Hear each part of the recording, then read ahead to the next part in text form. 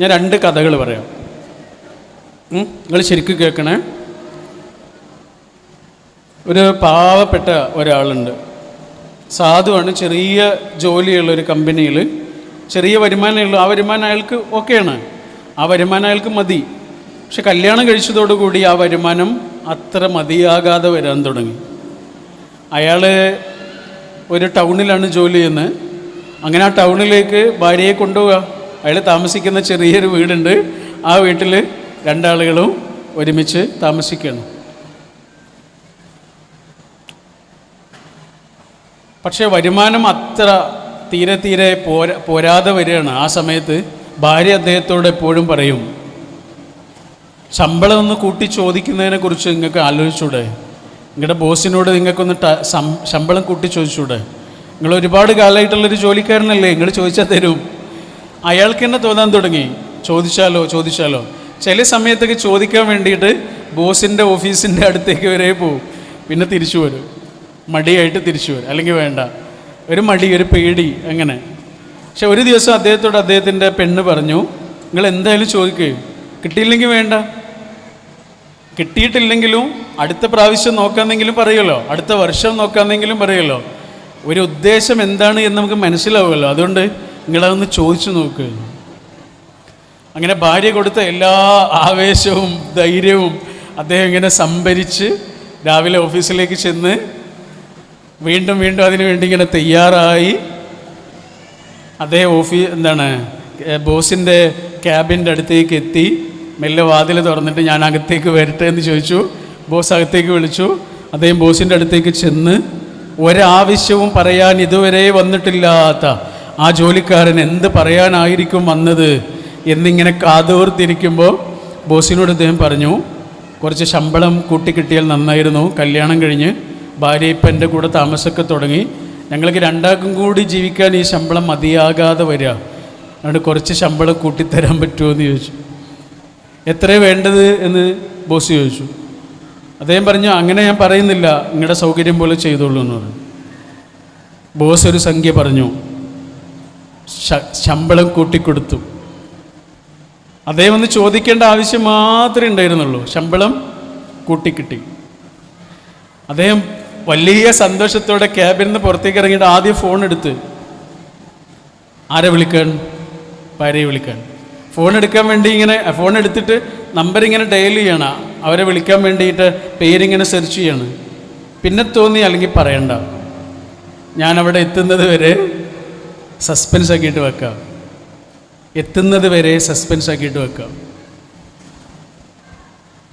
അങ്ങനെ വൈകുന്നേരം ഓഫീസിലെ സമയം കഴിഞ്ഞ് അദ്ദേഹം വീട്ടിലേക്ക് വരികയാണ്. വീട്ടിലേക്ക് വരുമ്പോൾ ബെല്ലടിച്ച് ആളിങ്ങനെ വാതിൽ തുറക്കുകയാണ്. വാതിൽ തുറക്കുമ്പോൾ തന്നെ ഇവളുടെ മുഖത്ത് എന്തോ ഒരു വലിയ സന്തോഷം. ഇവൾ ചോദിക്കുന്നില്ല ശമ്പളം കൂട്ടി കിട്ടിയെന്നൊന്നും. നിങ്ങൾ നേരെ പോയിട്ട് കുളിച്ച് ഫ്രഷായിട്ട് വരൂ, വസ്ത്രമൊക്കെ മാറ്റി വരൂ.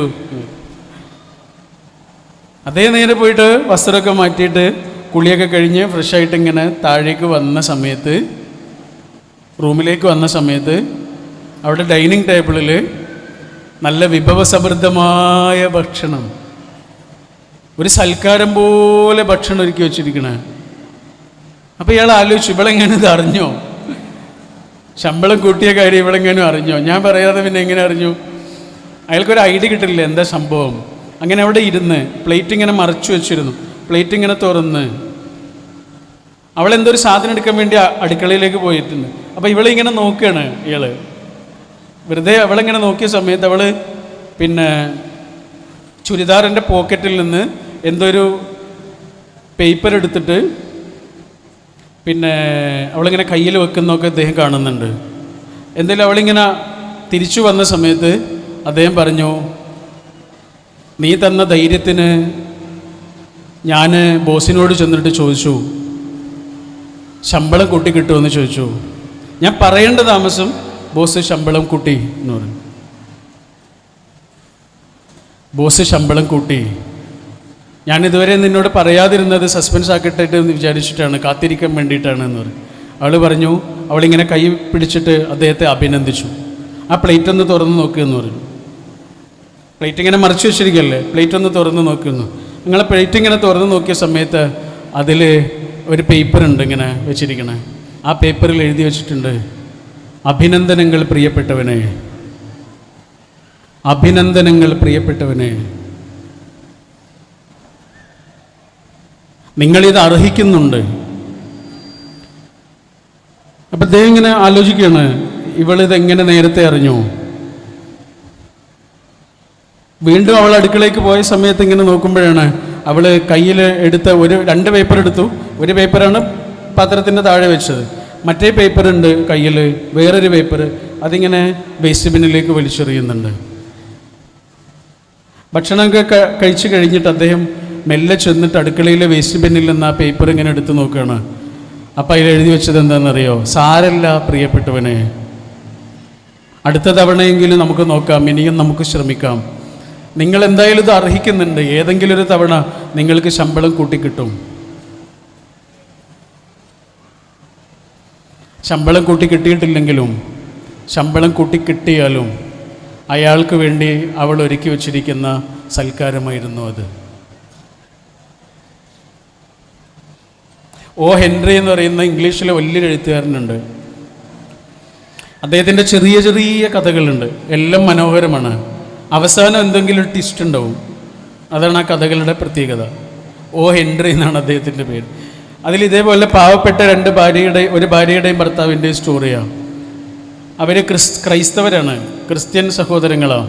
ഓക്കെ, അപ്പോൾ ക്രിസ്ത്യൻ ആളുകൾക്ക് ഡിസംബർ 25 ക്രിസ്തുമസിൻ്റെ തൊട്ട് ദിവസങ്ങൾക്ക് മുമ്പ് ഡേ ഓഫ് ദ മാഗി എന്ന് പറഞ്ഞൊരു ദിവസമുണ്ട്. മാഗി വരുന്ന ദിവസം എന്നാണ് ഇവർ. അന്ന് ഇവർ കാര്യമായി ചെയ്യുന്നത് പരസ്പരം ശമ്പളമല്ല, സമ്മാനം കൊടുക്കും. അങ്ങോട്ടും ഇങ്ങോട്ടും സമ്മാനങ്ങൾ കൊടുക്കുന്ന ദിവസമാണ്, സമ്മാനങ്ങളുടെ ദിവസമാണ്. അപ്പോൾ എന്തെങ്കിലും ചെറുതാണെങ്കിലും അങ്ങോട്ടും ഇങ്ങോട്ടും കൊടുക്കും. അതാണ് ആ ദിവസത്തിൻ്റെ പ്രത്യേകത. പക്ഷേ ഈ ഭാര്യയും ഭർത്താവും ഇല്ലേ, അവർ ഇതേപോലെ സാധുക്കളാണ്, വളരെ പാവങ്ങളാണ്. അപ്പോൾ ഈ ഭർത്താവ് ആലോചിക്കുകയാണ്, അവൾക്ക് എന്ത് സമ്മാനം കൊടുക്കും, അവൾക്ക് എന്ത് സമ്മാനം കൊടുക്കും. കൊടുക്കാനുള്ള സമ്മാനം അദ്ദേഹം ആലോചിച്ച് തീരുമാനിച്ചു. പക്ഷെ അത് വാങ്ങാനുള്ള പൈസ അദ്ദേഹത്തിൻ്റെ കയ്യിലില്ല. ആകെയുള്ളതൊരു പഴയ വാച്ച് മാത്രമാണ്. ആ വാച്ച് അദ്ദേഹം വിറ്റിട്ട് അതിന് കിട്ടിയ പണം കൊണ്ട് വാങ്ങിയത് എന്താണെന്നറിയോ? അവളുടെ സ്വർണ്ണ തലമുടിയാണ്, സ്വർണ്ണ നിറമുള്ള തലമുടിയാണ്. ആ തലമുടിയിലിടാനുള്ളൊരു ക്ലിപ്പാണ് വാങ്ങിയത്. ഒരു കേശാഭരണം, തലയിൽ മുടിയിലിടുന്നൊരു ക്ലിപ്പാണ് വാങ്ങിയത്. അങ്ങനെ ആ ക്ലിപ്പ് നന്നായി പൊതിഞ്ഞൊരു ഒരു പെട്ടിയിലൊക്കെ പൊതിഞ്ഞ് നല്ല വർണ്ണക്കടലാസോടുകൂടി ആ ദിവസത്തിൻ്റെ രാവിലെ അവളെ അടുത്തേക്ക് വിളിച്ച് അദ്ദേഹം ആ പെട്ടി ഇങ്ങനെ പിന്നിൽ വെച്ചിട്ട് അവൾക്ക് ആ സമ്മാനം കൊടുത്ത്, അവൾ വലിയ സന്തോഷത്തോടെ ആ സമ്മാനം ഇങ്ങനെ തുറന്നു നോക്കുകയാണ്. തുറന്നു നോക്കിയപ്പോൾ കണ്ടത് മുടിയിലിടാനുള്ള ക്ലിപ്പാണ്. അത് കണ്ടപ്പോൾ അവളുടെ മുഖത്ത് വലിയൊരു സന്തോഷമില്ല. അവൾ പറഞ്ഞു, നിങ്ങളുടെ സമ്മാനം എനിക്ക് ഇഷ്ടപ്പെട്ടു, പക്ഷേ ഇതെനിക്ക് ഉപയോഗിക്കാൻ കഴിയില്ല. അതെന്താ ഉപയോഗിക്കാൻ കഴിയാത്തത്? അവളിങ്ങനെ ഒരു ചെറിയ ഷാൾ ഇങ്ങനെ തലയിലിട്ടിരുന്നു. ആ ഷാൾ ഇങ്ങനെ മാറ്റിയപ്പോഴാണ് കണ്ടത് അവളുടെ ആ സ്വർണ്ണ തലമുടി ഇവിടെ ഇങ്ങനെ മുറിച്ചിട്ടുണ്ട്. അപ്പോൾ അയാൾ ചോദിക്കുകയാണ്, എന്തിനാണ് മുടി മുറിച്ചത്? അവൾ പറഞ്ഞു, ഞാനത് വിറ്റു, തലമുടി മുറിച്ചിട്ട് വിറ്റ്. എന്തിനാണ് വിറ്റത്? അത് നിങ്ങൾക്കൊരു സമ്മാനം വാങ്ങാൻ വേണ്ടിയിട്ടോ. ആണോ? ഇങ്ങോട്ട് എന്താ വാങ്ങിയത്? അവൾ ഓടിച്ചെന്ന് റൂമിൽ നിന്ന് ആ സമ്മാന പെട്ടി എടുത്തുകൊണ്ട് വരികയാണ്. അയാൾ വലിയ കൗതുകത്തോടെയും ആനന്ദത്തോടെയും അതിങ്ങനെ തുറന്നു നോക്കിയപ്പോൾ കണ്ടത് എന്താണെന്നറിയോ? വാച്ചിൻ്റെ അദ്ദേഹത്തിൻ്റെ പഴയ വാച്ചാണ്, അച്ഛൻ മറ്റോ വാങ്ങിക്കൊടുത്ത വാച്ചാണ്. ആ വാച്ചിൻ്റെ സ്ട്രാപ്പ് ഇങ്ങനെ പൊട്ടിയിട്ട് അത് ഇങ്ങനെ അഡ്ജസ്റ്റ് ചെയ്തുകൊണ്ട് പോവുകയാണ് അദ്ദേഹം. അതുകൊണ്ട് ആ വാച്ചിന് ഇടാവുന്ന നല്ല ഒരു സ്ട്രാപ്പാണ് അവൾ തലമുടി മുറിച്ച പൈസ കൊണ്ട് വാങ്ങിയിട്ടുള്ളത്. അതിങ്ങനെ കണ്ടപ്പോൾ ഇദ്ദേഹം പറഞ്ഞു, എടോ നിൻ്റെ സമ്മാനം എനിക്ക് ഇഷ്ടപ്പെട്ടു, പക്ഷെ അതെനിക്കത് ഉപയോഗിക്കാൻ കഴിയില്ല. അതെന്താ ഉപയോഗിക്കാൻ കഴിയാത്ത? വാച്ചില്ലേ? വാച്ചോടെ പോയി? വാച്ച് ഞാൻ വിറ്റു. അതെന്തിനാ വിറ്റത്? നിങ്ങൾ ഇത്രയും കാലം വലിയ സന്തോഷത്തോടെ കൊണ്ടു നടന്നല്ലേ? അത് ഞാൻ ഈ സമ്മാനം വാങ്ങാൻ വേണ്ടിയിട്ട് വിറ്റതാണ്, വേറെ എൻ്റെ കയ്യിൽ പൈസയൊന്നും ഉണ്ടായിരുന്നില്ല. ആ കഥയുടെ അവസാനം ഓ ഹെൻറി പറയുന്നത് ഇങ്ങനെയാണ്, രണ്ടാളുകൾക്കും വാങ്ങിയ സമ്മാനങ്ങൾ ഉപയോഗിക്കാൻ പറ്റില്ല. പക്ഷെ രണ്ടാളുകളും ആ സമ്മാനം ഇങ്ങനെ സ്വീകരിച്ച് പരസ്പരം ഇങ്ങനെ ആലിംഗനം ചെയ്ത് കെട്ടിപ്പുണർന്ന് രണ്ടാളുകളും കരഞ്ഞു. അവിടെയാണ് ആ കഥ അവസാനിക്കുന്നത്. മനുഷ്യനെ കരയിപ്പിക്കാൻ രണ്ട് വഴികളുണ്ട് അല്ലേ? ഒന്നുകിൽ മനുഷ്യനെ വേദനിപ്പിച്ചാൽ മതി, മനുഷ്യന്മാർ കരയും. ഇല്ലെങ്കിലോ ഞെട്ടിക്കുന്ന സ്നേഹം കൊടുത്താലും മനുഷ്യന്മാർ കരയും. എൻ്റെ ഒരു സുഹൃത്തുണ്ട്, അദ്ദേഹത്തെ കാണേണ്ട ഒരു ആവശ്യം വന്ന്, ഒരു ശനിയോ ഞായറോ മറ്റോ. അദ്ദേഹം ഒരു ഒരു ഗവൺമെൻറ് ഉദ്യോഗസ്ഥനാണ്. അപ്പോൾ അദ്ദേഹം വീട്ടിലുണ്ടാകും എന്നുള്ള പ്രതീക്ഷയിലാണ് വിളിച്ചത്. അപ്പോൾ അദ്ദേഹം പറഞ്ഞു, ഞാൻ വീട്ടിലില്ല, ഞാൻ കോഴിക്കോട് JDTയുടെ അടുത്താണുള്ളത് എന്ന് പറഞ്ഞു.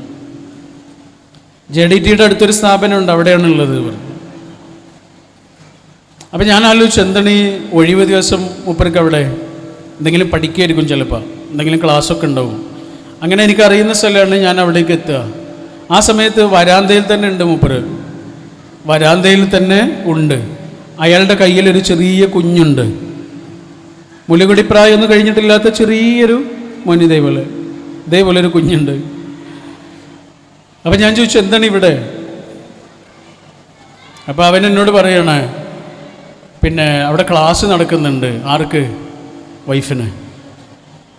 അവളുടെ വലിയൊരു ആഗ്രഹമായിരുന്നു അത് പഠിക്കുക എന്നുള്ളത്. എന്തോ ഒരു കൗൺസിലിങ്ങായിട്ടൊക്കെ ബന്ധപ്പെട്ടൊരു കോഴ്സ് പഠിക്കുകയാണ്. പക്ഷേ ഞങ്ങൾക്കൊരു ചെറിയ മോനുണ്ടായതുകൊണ്ട്, മോന് ഫീഡിംഗ് ഒക്കെ ഉണ്ടായതുകൊണ്ട് ക്ലാസ്സിന് വരിക എന്നുള്ളത് അവൾക്ക് ഒറ്റയ്ക്ക് നടക്കില്ല. അതുകൊണ്ട് അവളുടെ കൂടെ വന്നതാ. അവൾ ഇടയ്ക്കിടയ്ക്ക് വന്നിട്ട് കുട്ടിക്ക് പാല് കൊടുത്തിട്ട് പോവും. 4 മണിയായാൽ ഞങ്ങൾ ഇവിടുന്ന് വീട്ടിലേക്ക് തിരിച്ചു പോവും. അതുകൊണ്ടാണ് ഞാനിവിടെ ഉണ്ടാവുമെന്ന് പറഞ്ഞത്. മന എന്നുള്ള വാക്കിൻ്റെ അർത്ഥം എന്താണ്? ഞാൻ ഇല്ല. ഞാൻ എനിക്ക് വേണ്ടി മാത്രം ജീവിക്കേണ്ട ഒരു സ്ഥലമല്ല അത്. ഞാൻ എൻ്റെ സ്വപ്നങ്ങൾക്ക് വേണ്ടി മാത്രം ജീവിക്കേണ്ട സ്ഥലമല്ല അത്. എൻ്റെ കൂടെയുള്ള ഓരോ മനുഷ്യനും ഇതേപോലെ സ്വപ്നങ്ങളുണ്ട്. എൻ്റെ ജീവിതത്തിലേക്ക് വന്ന ആൾക്കും അയാളുടേതായ കിനാവുകളുണ്ട്, അയാളുടേതായ മോഹങ്ങളുണ്ട്, എത്താൻ ആഗ്രഹിക്കുന്ന സ്ഥലങ്ങളുണ്ട്. അവിടെ ഞാൻ മാത്രം എവിടെയെങ്കിലും എത്തിയാൽ പോരാ. എൻ്റെ ജീവിതത്തിലേക്ക് വന്നിട്ടുള്ള ഓരോ മനുഷ്യനും അതേപോലെ അയാളുടെ സ്വപ്നങ്ങളിലേക്ക് എത്താൻ ഞാൻ അയാളുടെ കൂടെ നിൽക്കുന്നുണ്ടെങ്കിൽ മാത്രമാണ് നമ്മുടെ വീട് ആ അർത്ഥത്തിൽ ഒരു വീടായി മാറുന്നത്. അപ്പം നിങ്ങൾ ആലോചിച്ച് നോക്കൂ, നിങ്ങൾ ഒരേ കുടുംബം പേരിലുള്ള ആളുകളാണ് അല്ലേ? ഇതിന് ഈ പേരിട്ട ഒരാളുണ്ടാവില്ലേ? MTP എന്ന് പേരിട്ട ഒരാളുണ്ടാവില്ലേ? ഒരാൾ കടമ്മനിട്ട എന്ന് പറയുന്ന വലിയൊരു കവിയുണ്ട് മലയാളത്തിൽ. അദ്ദേഹത്തിൻ്റെ ഒരു കവിതയുണ്ട്, അതിങ്ങനെയാ: നിങ്ങളോർക്കുക നിങ്ങളെങ്ങനെ നിങ്ങളായെന്ന്. എങ്ങനെയാണ്? നിങ്ങളോർക്കുക നിങ്ങളെങ്ങനെ നിങ്ങളായെന്ന് എന്ന് പറഞ്ഞാട്ട്, നിങ്ങളോർക്കുക, നമ്മളോർക്കുക നമ്മളെങ്ങനെ നമ്മളായെന്ന്. എത്രയോ മനുഷ്യർ ഇന്ന് അനുഭവിക്കുന്ന ഒരു സമാധാനവും സന്തോഷവും ഒന്നും ജീവിതത്തിൽ അത്ര വലിയ വരുമാനങ്ങളോ അത്ര വലിയ അനുഗ്രഹങ്ങളോ അനുഭവങ്ങളോ ഒന്നുമില്ലാതെ കടന്നുപോയ എത്രയോ തലമുറകളുണ്ട്. ആ തലമുറകളുടെ കഷ്ടപ്പാടുകളുടെയും കാത്തിരിപ്പിൻ്റെയും ഒക്കെ ഫലമാണ് നമ്മളിങ്ങനെ ഒരുമിച്ചിരിക്കുന്നതിൻ്റെ ഈ ഒരു കാര്യം. അവരൊക്കെ ഇന്ന് ജീവിച്ചിരിപ്പുണ്ടായിരുന്നെങ്കിൽ നമ്മളെക്കാൾ എത്രയോ സന്തോഷിക്കും. കാരണം ഒരു കുടുംബത്തിൻ്റെ, ഒരു തറവാടിൻ്റെ ഒക്കെ വലിയ ആനന്ദം നമ്മളെക്കാൾ അവരനുഭവിക്കുന്നുണ്ടാവും, ആ പേരിലും അതിൻ്റെ ഒരു പൈതൃകത്തിലുമൊക്കെ അല്ലേ? അപ്പം നമ്മളിങ്ങനെ ഒരുമിച്ച് കൂടിയിരിക്കുന്ന സമയത്ത് ശരിക്ക് അവർക്ക് വേണ്ടിയുള്ള പ്രാർത്ഥനയുടെ ഒരു ദിവസമാണ് ഇത്. നമ്മുടെ കൂടെ ഇല്ലാത്ത നമ്മുടെ പൈതൃകത്തിലുള്ള വലിയ മനുഷ്യർക്ക് വേണ്ടിയിട്ടുള്ള പ്രാർത്ഥനയുടെ നേരമാണ് ഇത്.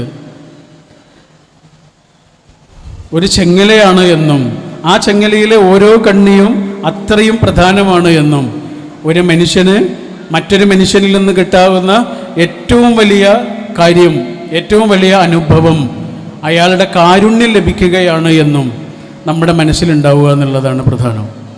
നമ്മുടെ ജീവിതത്തിലേക്ക് ഒരുപാട് ആളുകൾ വരും. ആ ആളുകളൊക്കെ നമ്മൾ തമ്മിൽ ഏതൊക്കെയോ തരത്തിലുള്ള ഫീലിങ്സ് കടന്നു പോവുകയും കൈമാറുകയും ചെയ്യുന്നുണ്ട്. സുഹൃത്തുക്കളാവട്ടെ, ഭാര്യയും ഭർത്താവും ആവട്ടെ, മക്കളും മാതാപിതാക്കളും ആവട്ടെ, അയൽക്കാരാവട്ടെ, കുടുംബക്കാരാവട്ടെ, അല്ലേ? മനുഷ്യന്മാർ തമ്മിൽ എത്രയോ വികാരങ്ങൾ അങ്ങോട്ടും ഇങ്ങോട്ടും കൊടുക്കുന്നുണ്ട്, എത്രയോ വികാരങ്ങൾ അങ്ങോട്ടും ഇങ്ങോട്ടും കൈമാറുന്നുണ്ട്. പക്ഷെ ഒരേ ഒരു വികാരം മാത്രമേ മനുഷ്യരുടെ മനസ്സിൽ ബാക്കിയാകുന്നുള്ളൂ, തീരാതെ ബാക്കിയാകുന്നുള്ളൂ. അതെന്താണെന്ന് അറിയാം നിങ്ങൾ? അത് കാരുണ്യം എന്നാണത്, കാരുണ്യം. നേരത്തെ ഉസ്താദ് ഇവിടെ ഖുർആനിലെ ഒരു ഭാഗം പാരായണം ചെയ്തില്ലേ, ഖിറാഅത്ത് ചൊല്ലിയില്ലേ? ആ ഖിറാഅത്തിൽ അദ്ദേഹം തിരഞ്ഞെടുത്ത ഭാഗം ഏതാണെന്ന് അറിയോ? സൂറത്ത് റൂമിലുള്ള ഒരായത്താണ്. നമ്മുടെ ഈ നിക്കാഹിൻ്റെ ചടങ്ങിലൊക്കെ എപ്പോഴും കേൾക്കുന്ന ആയത്താണത്. അതിൽ പഠിച്ചോൻ എന്താ പറയണതെന്ന് അറിയോ നിങ്ങൾ? വല്ലാത്തൊരു വാക്കാണത്. പഠിച്ചോൻ പറയണത്, ആദ്യം പറഞ്ഞു ഭൂമിയിൽ കുറേ മനുഷ്യന്മാരെ സൃഷ്ടിച്ചിട്ടുണ്ട്, ആണായും പെണ്ണായും കുറേ മനുഷ്യരെ സൃഷ്ടിച്ചിട്ടുണ്ട് എന്ന് പറഞ്ഞതിന് ശേഷം പഠിച്ചോൻ പറയാ, ആ മനുഷ്യരുടെ കൂട്ടത്തിൽ നിന്ന് ഒരാൾ നിങ്ങളുടെ ജീവിതത്തിലേക്ക് ഇണയായിട്ട് കടന്നു വരും. വമിൻ ആയാത്തിഹി അൻ ഖലഖലക്കും മിൻ അൻഫുസിക്കും അസ്വാജ, അങ്ങനെ പറയാം. ഇത്രയേറെ മനുഷ്യരുടെ കൂട്ടത്തിൽ നിന്ന് ഒരാൾ, മിൻ അൻഫുസിക്കും എന്ന് പറഞ്ഞാൽ ആ മനുഷ്യരുടെ കൂട്ടത്തിൽ നിന്ന് ഒരാൾ നിങ്ങളുടെ ജീവിതത്തിലേക്ക് വരും. ആ മനുഷ്യനിൽ നിന്ന് നിങ്ങൾക്ക് കിട്ടേണ്ടത് എന്താണെന്നറിയോ? ആണിൽ നിന്ന് പെണ്ണിനും പെണ്ണിൽ നിന്ന് ആണിനും പരസ്പരം കിട്ടേണ്ട രണ്ട് കാര്യങ്ങൾ ഖുർആൻ പറയാം. എന്താ പറഞ്ഞതെന്നറിയോ? ഒന്നാമതായി പറഞ്ഞു, ഞാൻ പറഞ്ഞത് 3 കാര്യങ്ങളാണ് കേട്ടോ. ഒന്നുകൂടെ ചുരുക്കി പറഞ്ഞാൽ, ഒന്നാമതായി പറഞ്ഞത് ഒരു കുടുംബം എന്ന് പറഞ്ഞാൽ ഞാനല്ല, അത് നമ്മളാണ്. ഇല്ലെങ്കിൽ മനുഷ്യന് ഒറ്റയ്ക്ക് ജീവിച്ചാൽ മതി. എന്തിനാണ് കുറച്ച് മനുഷ്യന്മാർ? ആ മനുഷ്യന്മാർ നമ്മളിൽ നിന്ന് അർഹിക്കുന്ന ആഗ്രഹിക്കുന്ന ചിലതുണ്ട്. ആ മനുഷ്യന്മാരിൽ നിന്ന് നമ്മൾ അർഹിക്കുന്ന ആഗ്രഹിക്കുന്ന ചിലതുണ്ട്. അതിനെക്കുറിച്ചാണ് ഖുർആൻ പറഞ്ഞത്. ഖുർആൻ പറയാ, നിങ്ങൾ ഒരു കുടുംബമായി ജീവിക്കുമ്പോൾ 2 കാര്യങ്ങൾ നിങ്ങളുടെ ഉള്ളിൽ പടച്ചോൻ ഉണ്ടാക്കി വെച്ചിട്ടുണ്ട്. അങ്ങനെ പറഞ്ഞ പടച്ചോൻ ഉണ്ടാക്കി വെച്ചിട്ടുണ്ട്. വജഅല ബൈനക്കും മവദ്ദത്തൻ വറഹ്മ, അങ്ങനെ പറഞ്ഞ നിങ്ങളുടെ രണ്ടാളുടെ ഇടയിൽ പടച്ചോൻ 2 കാര്യങ്ങൾ ഉണ്ടാക്കി വെച്ചിട്ടുണ്ട്. അങ്ങനെ പറഞ്ഞിട്ടുള്ളൂ. ഉമ്മ ഭക്ഷണം ഉണ്ടാക്കി വെച്ചിട്ടുണ്ട് എന്ന് പറഞ്ഞാൽ എടുത്ത് കഴിക്കേണ്ടത് നമ്മളാ, അല്ലേ? ഉണ്ടാക്കി വെച്ചത് മാത്രമാണ് ഉമ്മ, എടുത്ത് കഴിക്കേണ്ടത് നമ്മളാ. ഇതേപോലെ പഠിച്ചോൻ പറഞ്ഞ് നിങ്ങളുടെ രണ്ടാളുടെ ഇടയിൽ 2 കാര്യങ്ങൾ ഉണ്ടാക്കി വെച്ചിട്ടുണ്ട്. ആ 2 കാര്യങ്ങൾ എന്താണെന്നറിയോ? ഒന്നാമത്തെ കാര്യം സ്നേഹം. അത് പറയേണ്ട കാര്യമില്ല, എന്തായാലും എല്ലാ മനുഷ്യൻ്റെ ഇടയിലും ഇങ്ങനെ പരസ്പരം ചേർക്കുന്ന പശയാണ് അത്. അതില്ലെങ്കിൽ നടക്കില്ല. അതുകൊണ്ട് അത് പ്രത്യേകിച്ച് പറയല്ല, ഖുർആൻ അത് പറഞ്ഞു എന്തായാലും. പക്ഷെ അതിലൊരു അത്ഭുതമൊന്നുമില്ല. പക്ഷെ രണ്ടാമതായി പറഞ്ഞ കാര്യത്തിലാണ് അത്ഭുതം. 2 മനുഷ്യന്മാർക്ക് ഒരുമിച്ച് ജീവിക്കണമെങ്കിൽ സ്നേഹം മാത്രം പോരാ. അതാണ്, വേറൊരു കാര്യം കൂടി വേണം. അതെന്താ? കാരുണ്യം. എന്താണ് കാരുണ്യം? നിങ്ങളുടെ മുന്നിൽ ഈ സംസാരിച്ചുകൊണ്ടിരിക്കണം ഞാൻ എല്ലാ സമയത്തും ഒരുപോലെയല്ല, എല്ലാ കാലത്തും ഒരുപോലെയല്ല. കഴിഞ്ഞ വർഷത്തിൽ ഉള്ളതുപോലെയല്ല ഈ വർഷം. 2013 വരെ എനിക്ക് ഉമ്മുണ്ട്. 2013 കഴിഞ്ഞപ്പോൾ ഞാൻ ഉമ്മയില്ലാത്ത ഒരാളാണ്. 2012 2013. 2015 വരെ എനിക്ക് ഉപ്പുണ്ട്. 2015 ശേഷം എനിക്ക് ഉപ്പല്ലാത്ത ഒരാളാണ് ഞാൻ. ഉപ്പാന്ന് വിളിക്കാൻ ഒരാളില്ല. ഉമ്മ അസ്സലാമു അലൈക്കും എന്ന് പറഞ്ഞിട്ട് വീട്ടിലേക്ക് ചെല്ലാൻ അവിടെ ഉമ്മയില്ല. എൻ്റെ ജീവിതം മാറുന്നു, നിങ്ങളുടെ ഓരോരുത്തരുടെയും ജീവിതം മാറുന്നു. അപ്പം നമ്മുടെ കൂടെയുള്ള ആൾ നമുക്ക് തരേണ്ടത് എന്താണ്? സ്നേഹം മാത്രം കിട്ടിയോണ്ട് കാര്യമില്ല, നമ്മൾ മനസ്സിലാക്കണം. സ്നേഹം ഒരാൾക്ക് 24 മണിക്കൂറൊന്നും വേണ്ട, കുറച്ച് നേരമൊക്കെ മതി. പക്ഷെ കാരുണ്യം എന്ന് പറഞ്ഞാൽ 24 മണിക്കൂറുമാണ്. നമ്മുടെ കൂടെ ജീവിക്കുന്ന മനുഷ്യർ നമ്മളെ അറിയണം, നമ്മളുടെ ആവശ്യങ്ങൾ അറിയണം. ഓരോ മനുഷ്യനും ഓരോ സമയത്ത് ഓരോന്നാണ് വേണ്ടത്, എല്ലാ സമയത്തും ഒന്നല്ല വേണ്ടത്. എനിക്ക് ഓർമ്മയുണ്ട്, ഉമ്മ മരിച്ച ദിവസം, മരണപ്പെട്ട ദിവസം, അവിടെ പകൽ സമയത്ത് നമ്മൾ ആ ദുഃഖത്തെക്കുറിച്ച് വല്ലാതെ ആലോചിക്കുന്നൊന്നുമില്ല. ദുഃഖമുണ്ടാവും, നമ്മൾ ആ തിരക്കിനിടയിലാണല്ലോ ഉണ്ടാവുക. പക്ഷെ രാത്രിയായി, പിന്നെ ഉറങ്ങാൻ കിടന്നു, ഉറങ്ങുന്നില്ല. എത്ര ശ്രമിച്ചിട്ട് ഉറങ്ങാൻ പറ്റുന്നില്ല. ഉമ്മയില്ലാത്ത വീടാണ്. അത്രയും കാലം ഉമ്മയുണ്ട്. 1982 മുതൽ 2013 വരെ എൻ്റെ ജീവിതത്തിൽ ഉമ്മയുണ്ട്. ഞാൻ ഉമ്മേൻ്റെ ചെറിയ മോനാണ്. ഉമ്മാൻ്റെ കൂടെ തന്നെ ആയിരുന്നു. ഉമ്മാൻ്റെ കൂടെ തന്നെ 10ാം ക്ലാസ് വരെ ഉമ്മാൻ്റെ കൂടെയാണ് കിടന്നിരുന്നത്. 10ാം ക്ലാസ്സിൽ ഒരു പ്രാവശ്യം തോറ്റത് പഠിക്കാത്തതുകൊണ്ടല്ല, ജയിച്ചു കഴിഞ്ഞാൽ എനിക്ക് ഉറപ്പാണ് ഉമ്മാൻ്റെ അടുത്ത് നിന്ന് ഞാൻ പോകേണ്ടി വരും, വേറൊരു സ്ഥലത്ത് കോളേജിലേക്ക് പോകേണ്ടി വരും. അപ്പോൾ ഞാൻ തോറ്റ്. ഏറ്റവും മാർക്ക് കിട്ടാൻ സാധ്യതയുള്ള വിഷയം ഞാൻ എഴുതിയില്ല. എഴുതാൻ പോയി, പക്ഷെ എഴുതിയില്ല. തോറ്റ്, സന്തോഷപൂർവ്വം തോറ്റ്. എല്ലാവരുടെ ദേഷ്യവും വഴക്കൊക്കെ കേൾക്കേണ്ടി വന്നു. സാരമില്ല, ഒരു കൊല്ലം കൂടി ഉമ്മാൻ്റെ കൂടെ നിൽക്കുമല്ലോ. അങ്ങനെ 2ാമത് പ്രാവശ്യം പാരലൽ കോളേജിൽ പോയിട്ടാണ് ജയിച്ചത്. അതിലെനിക്ക് യാതൊരു വിഷമമില്ല. തോറ്റു എന്ന് പറയാനും പ്രശ്നമില്ല. കാരണം ഞാൻ തോറ്റതിനൊരു കാരണമുണ്ട്, അത് ഉമ്മയായിരുന്നു. ആ ഉമ്മയാണ് പോയത്. പക്ഷെ അന്ന് രാത്രി എത്ര ഉറങ്ങാൻ ശ്രമിച്ചിട്ട് ഉറങ്ങാൻ പറ്റുന്നില്ല. ഉറങ്ങാതെ ഇങ്ങനെ കുറേ സമയമായി. പുലർച്ചെ 3 മണിയൊക്കെ ആയിട്ടുണ്ടാവും.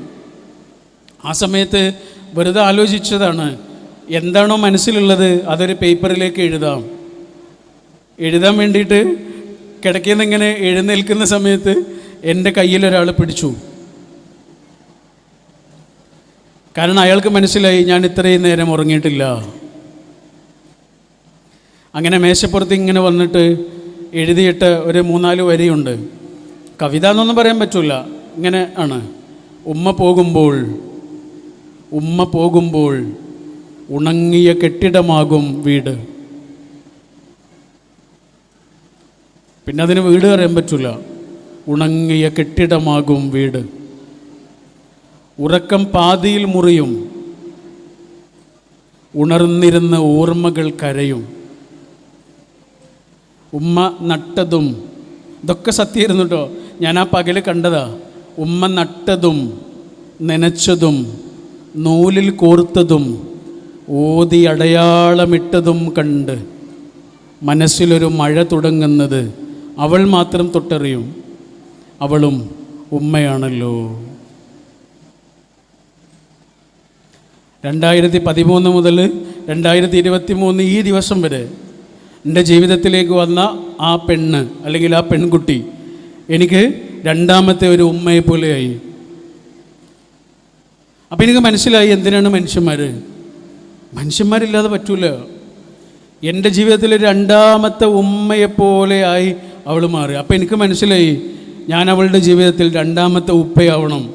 അതിനാണ് പടച്ചവൻ അവൾ എന്നെ ഏൽപ്പിച്ചിട്ടുള്ളത്. അവളുടെ ഉപ്പയ്ക്ക് അവളോട് കാരുണ്യം കാണിക്കുക, അവളുടെ സ്വപ്നങ്ങളുടെ കൂടെ നിൽക്കുക, അവളുടെ മനസ്സിൻ്റെ മാറ്റങ്ങളെ തിരിച്ചറിയുക. ഇതൊക്കെ അവളുടെ ഉപ്പാക്ക് എളുപ്പമാണ്, കാരണം ഉപ്പയല്ലേ. പക്ഷെ 2ാമത്തെ ഉപ്പയെപ്പോലെ ഞാൻ സ്വയം അതിനുവേണ്ടി തയ്യാറാവുകയും സ്വയം തിരുത്തുകയും സ്വയം നിയന്ത്രിക്കുകയും ചെയ്യേണ്ടതുണ്ട് എന്നെനിക്ക് അപ്പം മനസ്സിലായി. അതാണ് പഠിച്ചവൻ പറഞ്ഞത്, സ്നേഹമല്ല അത് പറയേണ്ട കാര്യമില്ല. പക്ഷെ 2ാമതായി ഖുർആൻ ഒരു കാര്യം പറയാ, എന്താണ് കാരുണ്യം. അതെങ്ങനെയാണെന്നറിയാം? സ്നേഹം എന്നറിയണം ഇങ്ങനെ ഒരാളിങ്ങനെ, അതേ കൂടെ തന്നെ അയാളും ഇങ്ങനെ. പക്ഷെ കാരുണ്യം എന്ന് പറഞ്ഞാൽ ഇങ്ങനെയല്ല. കാരുണ്യം എന്ന് പറഞ്ഞാൽ ഇങ്ങനെയാ. കാരണം ഇയാൾ ഇങ്ങനെ ആയിട്ടുണ്ടാവും, അല്ലെങ്കിൽ ഇയാൾ ഇങ്ങനെ ആയിട്ടുണ്ടാവും. അപ്പം ഇയാൾ ഇങ്ങനെ നിൽക്കുന്നതിൻ്റെ പേരല്ല, ഇയാൾ ഇങ്ങനെ നിൽക്കുന്നതിൻ്റെ പേരാണ് കാരുണ്യം. റഹ്മ, കാരുണ്യം. നമ്മുടെ ഒരു സുഹൃത്തുണ്ട്, ഒരു പെൺകുട്ടി. അവൾ വേറെ സുഹൃത്തിനോട് പറഞ്ഞൊരു സംഭവം. അവളെ കല്യാണം കഴിഞ്ഞിട്ട് അവളുടെ ഭർത്താവിൻ്റെ അമ്മയിൽ നിന്ന് അവൾക്ക് നല്ല ഓർമ്മകളൊന്നുമില്ല. ചെറിയ കാര്യങ്ങൾക്കൊക്കെ വേണ്ടി വല്ലാതെ വഴക്ക് പറയുകയും ദേഷ്യം പിടിക്കുകയും കുറ്റപ്പെടുത്തുകയൊക്കെ ചെയ്യുന്ന ഒരമ്മയോ. ആ അമ്മയെക്കുറിച്ച് നല്ല ഓർമ്മകളൊന്നും പറയാനില്ല. പക്ഷെ അവൾ അവൾ ഗർഭിണിയായിരിക്കുന്ന സമയത്ത്, ആദ്യത്തെ ഗർഭത്തിൻ്റെ എല്ലാ പേടിയും ആകുലതകളോടെയും ആ കുട്ടി ഉള്ള സമയത്ത് ഒരു ദിവസം വല്ലാതെ വേദന ഉണ്ടായി. ഗർഭവേദന പോലെ ഒരു പിടച്ചിലുണ്ടായി. അങ്ങനെ ആശുപത്രിയിലേക്ക് പോയി മരുന്നൊക്കെ കുടിച്ചിട്ട് തിരിച്ചു വന്ന് 8 മാസമൊക്കെയുള്ള സമയത്താണ് ഗർഭം. അങ്ങനെ തിരിച്ചു വന്ന് എല്ലാവരും ഉറങ്ങാൻ കിടന്ന്, അവളും കിടന്ന് കുറേ സമയം കഴിഞ്ഞ് ഉറങ്ങിപ്പോയി. കുറേ സമയം കഴിഞ്ഞപ്പോൾ ആരോ ഒരാളിങ്ങനെ തൊടുന്നത് പോലെ അവൾക്ക് തോന്നി. ആരോ തൊടുന്നത് പോലെ, തലോടുന്നത് പോലെ തോന്നി. അപ്പോൾ അവൾ മെല്ലെ കണ്ണ് തുറന്ന് ഇങ്ങനെ നോക്കുമ്പോൾ അതാരാന്നറിയോ? അമ്മ. അവൾക്ക് ഇതുവരെ നല്ല ഒരു ഓർമ്മയും കൊടുത്തിട്ടില്ലാത്ത അമ്മ. അപ്പോൾ അവൾ പറയാ, ഞാൻ ഉറങ്ങിയതുപോലെ തന്നെ പോയി. അമ്മ എന്ന് പറഞ്ഞാൽ എൻ്റെ മനസ്സിലേക്ക് ഒറ്റപ്പാതിരാത്രിയിലെ ഒരു തലോടൽ മാത്രം ബാക്കിയാകുന്നു. ഇതാണ് കാരുണ്യം. ഇംഗ്ലീഷിൽ പറയാറുണ്ട്, love keeps no records of love, records of wrongs എന്ന് പറയാറുണ്ട്. Love keeps no records of wrongs. നല്ല സ്നേഹം നല്ലത് മാത്രമേ ഓർമ്മിച്ചു വെക്കൂ. നല്ലതല്ലാത്തത് ഓർമ്മിച്ചു വെക്കുന്നത് നല്ല സ്നേഹമല്ല. ഒരു മനുഷ്യനിൽ നിന്ന് നമുക്ക് നല്ലതല്ലാത്ത ഓർമ്മകളുണ്ടാവും. അവർ കാട്ടിലൂടെ ഇങ്ങനെ പോകുന്ന സമയത്ത് അവർ തമ്മിൽ എന്തോ ഒരു വഴക്കുണ്ടായി. ഒരാൾ മറ്റേയാളെ അടിച്ചു. അടി കിട്ടിയപ്പോഴും ഇവൻ തിരിച്ചൊന്നും ചെയ്തില്ല. ഇവൻ ആകെ ചെയ്തത് അവിടെ ഇരുന്നിട്ട് ആ വഴിയിൽ മണലുണ്ട്, മണലിൽ ഇങ്ങനെ എഴുതി വെച്ചു, എൻ്റെ ചങ്ങാതി ഇന്ന് ഇവിടെ വെച്ച് എൻ്റെ മുഖത്തടിച്ചു. യാത്ര കഴിഞ്ഞിട്ടില്ല, പിന്നെയും യാത്ര പോവുക. ഒരു പുഴ കടന്നിട്ട് ഇങ്ങനെ പോകുന്ന സമയത്ത് പുഴയുടെ ഇതിൽ ചെറിയ കല്ലുകളൊക്കെ വെച്ചിട്ടുണ്ട്, പാറക്കല്ലുകളൊക്കെ. ആ പാറക്കല്ലിൽ ഇങ്ങനെ ചവിട്ടിയിട്ട് രണ്ടാളും പോകുന്ന സമയത്ത് അടി കൊണ്ട ആളില്ലേ, അയാൾ മുന്നിലാണ്.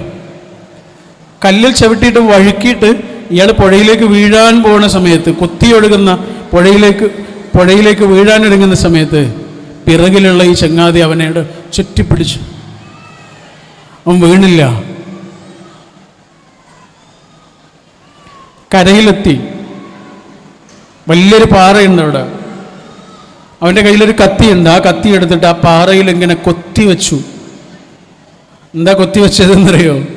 ഇവിടെ വെച്ച്, ഈ പുഴയിൽ വെച്ച് എൻ്റെ ചങ്ങാതി എന്നെ വീഴാതെ രക്ഷിച്ചു. അപ്പം ചങ്ങാതി ചോദിച്ചു, ഇതെന്താ ഇങ്ങനെ? നേരത്തെ ഞാൻ അടിച്ച സമയത്ത് മണലിലാണല്ലോ എഴുതിയത്, ഇപ്പോഴും മണലിൽ എഴുതിയ പോരെ, എന്തിനാ പാറയിൽ എഴുതി വെക്കുന്നത്? അപ്പോൾ അവൻ പറഞ്ഞു കൊടുത്തു, അതങ്ങനെയാണ്. നല്ലതല്ലാത്ത ഓർമ്മകൾ ഉണ്ടാവും മനുഷ്യന്മാരുടെ അടുത്തുനിന്ന്, കുടുംബത്തിൽ നിന്ന് തന്നെ ഉണ്ടാവും. മിക്കവാറും അങ്ങനെ തന്നെ ആയിരിക്കും. ഒരു കുടുംബത്തിൽ നിന്ന് തന്നെ ആയിരിക്കും നല്ലതല്ലാത്ത ഓർമ്മയും നമുക്കുണ്ടാവുക. വന്നിട്ടുള്ള ഏറ്റവും സുന്ദരനായ മനുഷ്യൻ ആരാണ്? ആരാണ്? ഭൂമിയിൽ വന്ന ഏറ്റവും സുന്ദരനായ മനുഷ്യൻ റസൂൽ സല്ലല്ലാഹു അലൈഹി വസല്ലം അല്ലേ? ഹബീബായ റസൂൽ സല്ലല്ലാഹു അലൈഹി വസല്ലം. അതേപോലെ സുന്ദരനായൊരു പ്രവാചകൻ വേറെ ഉണ്ടായിരുന്നു.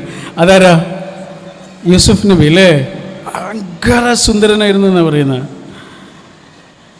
ഞങ്ങൾ ഇന്നാൾ ഈജിപ്തിൽ പോയ സമയത്ത് അവിടെ ഈജിപ്തുകാർക്കൊരു രീതിയുണ്ട്. ഒരാൾ മരിച്ചു കഴിഞ്ഞാലും അയാളുടെ മൃതദേഹം അതേപോലെ സൂക്ഷിക്കും. മമ്മികൾ എന്നാണ് പറയുക, മമ്മിയായിട്ട് സൂക്ഷിക്കും. അപ്പോൾ അവിടെ എല്ലാ മമ്മികളും ഇങ്ങനെ കേടുവന്നിട്ടുണ്ട്, മുഖമൊക്കെ ആകെ വികൃതമായിട്ടുണ്ട്. പക്ഷെ ഒരു മമ്മി മാത്രം കേടുവന്നിട്ടില്ല, നല്ല സുന്ദരമായ മുഖത്തോടു കൂടി അവിടെ എപ്പോഴും ഉണ്ട്.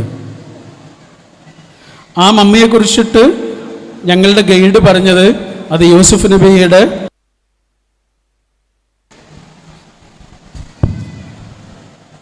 നബിയുടെ മമ്മിയാണ് അങ്ങനെ സൂക്ഷിച്ചിട്ടുള്ളത് എന്ന് പറയുന്നുണ്ട്. അതിന് ചരിത്രപരമായ വസ്തുതകളുണ്ടോയെന്നൊന്നും എനിക്കറിയില്ല. അദ്ദേഹം അങ്ങനെ പറയുന്നുണ്ട്. അവിടെ എഴുതി വെച്ച പേരും ഏകദേശം യൂസുഫ് എന്ന് പറയാവുന്ന തരത്തിലുള്ളൊരു പേരുമാണ്. പക്ഷെ ആ മമ്മി കേടുവന്നിട്ടില്ല. നല്ല മുഖം, ഭയങ്കര ഒരു ഭംഗിയുള്ള മുഖമായിട്ട്, നല്ല ഒരു ആകാരമുണ്ട്, നല്ല നീളമൊക്കെ ഉള്ള ഒരാൾ. എന്തിനാ യൂസുഫ് നബിയെ കുറിച്ച് പറഞ്ഞതെന്നറിയോ? യൂസുഫ് നബിയുടെ ചരിത്രം നമുക്കൊക്കെ അറിയാലോ അല്ലേ? അദ്ദേഹത്തിൻ്റെ പിതാവിന് കുറേ മക്കളുണ്ടായിരുന്നു. ആ മക്കളുടെ കൂട്ടത്തിൽ ഈ മോനോട് ഒരു പ്രത്യേകമായ ഇഷ്ടമുണ്ടായിരുന്നു ആ പിതാവിന്. സ്വാഭാവികമായിട്ടും മറ്റുള്ള മക്കൾക്ക് അത് ഇഷ്ടപ്പെട്ടില്ല. അവർക്ക് ഈ മകനോട് ഒരു അസൂയാണ് ഉണ്ടായത്. അവരെന്താ ചെയ്തത്? പഠിച്ചിട്ടുണ്ടോ? അവരെന്താ ചെയ്തതെന്നറിയോ നിങ്ങൾക്ക്? ആ കിണറ്റിലിട്ട് പൊട്ടക്കിണറ്റിൽ കൊണ്ടുപോയിട്ട്. എന്തിനാ കൊണ്ടുപോയിട്ടത്? പിന്നെ കുറേ ആളുകൾ, യാത്രക്കാരായ ആളുകൾ വന്നിട്ട് രക്ഷിച്ച് അവസാനം എവിടെ എത്തി? ഈജിപ്തിലെ കൊട്ടാരത്തിലെത്തി. അതാണ് പിന്നീടുണ്ടായ ചരിത്രം. പക്ഷേ ഈ സഹോദരങ്ങൾ പൊട്ടക്കിണറ്റിൽ കൊണ്ടുപോയിട്ടത് എന്തിനാ? ആരെങ്കിലും വന്നിട്ട് രക്ഷിക്കുമെന്ന് വിചാരിച്ചിട്ടാ? കൊല്ലാനാണ്. അതാണ് പിതാവിനോട് വന്നിട്ട് പറഞ്ഞത്, അവനെ ചെന്നായി പിടിച്ചു അല്ലേ എന്ന് പറഞ്ഞാൽ അവനിനി ഇല്ല എന്നാണല്ലേ, അവനെ കൊല്ലാൻ വേണ്ടിയിട്ട് കൊണ്ടുപോയിട്ടതാ. ഓക്കെ, ചരിത്രമൊക്കെ നമുക്കറിയാം. ഞാൻ പറഞ്ഞത് എന്തിനാണെന്നറിയോ? യൂസുഫ് നബി പിന്നീട് ഈജിപ്തിൽ വരുന്നു, അവിടെ ഒരു മന്ത്രിയാവുന്നു, ഫൈനാൻസ് മിനിസ്റ്റർ ആവുന്നു, ധനകാര്യമന്ത്രിയാവുന്നു, വലിയ പദവികളൊക്കെ ഉള്ള ആളായിട്ട് മാറുന്നു. കല്യാണം കഴിക്കുന്നു, ഒരു കുട്ടി ഉണ്ടാവുന്നു. ആ കുട്ടിക്കിട്ട പേരെന്താണെന്നറിയോ? നിങ്ങൾ എപ്പോഴും ഓർമ്മിച്ച് വെക്കണേ, ഏതെങ്കിലും ഒരു മനുഷ്യനോട് നമ്മുടെ ഉള്ളിൽ പകയോ വെറുപ്പോ തീരാത്ത വിദ്വേഷമോ ഒക്കെ ഉണ്ടാവുന്ന സമയത്ത് ഈ ചരിത്രം ഓർക്കാൻ വേണ്ടിയിട്ടാണ്. ഒരു കുട്ടി ഉണ്ടായി, ആ കുട്ടിക്കിട്ട പേരെന്താണെന്നറിയോ?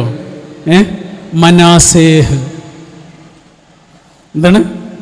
മനാസേഹ്.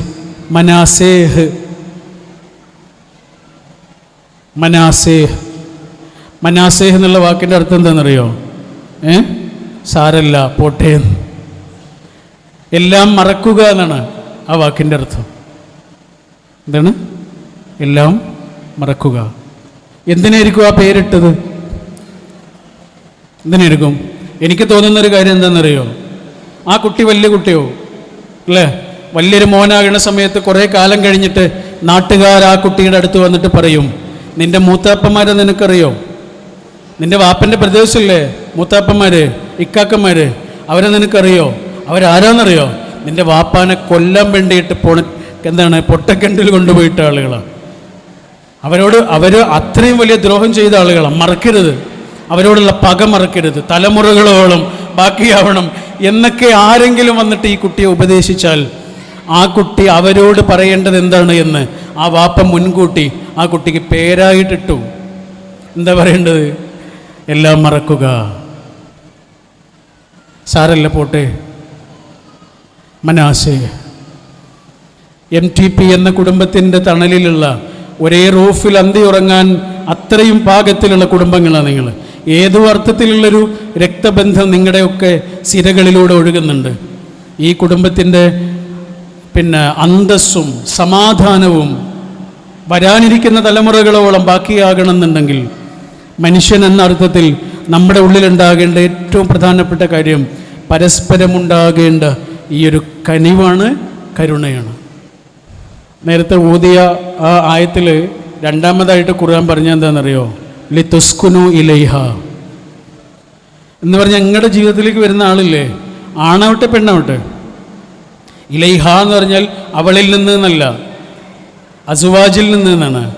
ആദ്യം അസുവാജ് എന്ന് പറഞ്ഞിട്ടുണ്ട്, ഇണകൾ. ഇത് ഭാര്യയിൽ നിന്ന് ഭർത്താവിന് മാത്രം കിട്ടേണ്ടതല്ലല്ലോ, ഭർത്താവിൽ നിന്ന് ഭാര്യയ്ക്കും കിട്ടേണ്ടതല്ലേ, പരസ്പരം കിട്ടേണ്ടതാ. എന്താ പറഞ്ഞതെന്നറിയോ ഖുർആൻ? സമാധാനം.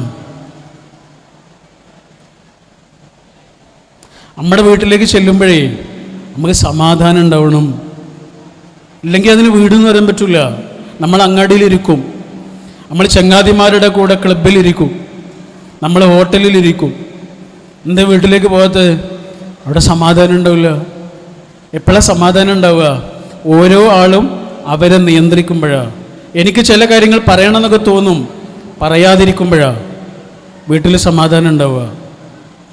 എനിക്ക് ചില കാര്യങ്ങൾ ചെയ്യണമെന്നൊക്കെ തോന്നും, ചില കാര്യങ്ങൾ പറയണമെന്ന് തോന്നും, ചില കാര്യങ്ങളിൽ പ്രതികരിക്കണമെന്ന് തോന്നും. ഞാൻ എൻ്റെ നാവിനെ, എൻ്റെ മനസ്സിനെ നിയന്ത്രിച്ചിട്ടില്ല എങ്കിൽ എൻ്റെ വീട്ടിൽ സമാധാനം ഉണ്ടാവില്ല. പിന്നെ നമ്മൾ തല ചൊറിഞ്ഞിരുന്നിട്ട് കാര്യമില്ല. നമ്മൾക്കതിലൊരു പങ്കുണ്ട് എങ്കിൽ. എല്ലാ മക്കളും ഒരുമിച്ചിരുന്ന് ഭക്ഷണം കഴിക്കുമ്പോൾ ഒരാൾ എന്തോ പറഞ്ഞു, മറ്റേയാൾ തിരിച്ചും പറഞ്ഞു, ഇയാൾ അങ്ങോട്ട് പറഞ്ഞു, ആകെ വഴക്കായി. എനിക്ക് ചോറ് വേണ്ടാന്ന് പറഞ്ഞിട്ട് ഒരാൾ എണീറ്റ് പോയി, മറ്റേയാൾ എണീറ്റ് പോയി, ആരും ഭക്ഷണം കഴിച്ചില്ല. പിറ്റേ ദിവസം ആ ചോറ് ഉമ്മ എടുത്തിട്ട് പൂച്ചക്കോ നായക്കോ ഒക്കെ ഇങ്ങനെ ഇട്ട് കൊടുക്കും. ആ ഇട്ട് കൊടുക്കുന്നത് ഒരു നേരത്തെ ചോറല്ല, ഒരു വീടിൻ്റെ സമാധാനമാണ്. Thank you.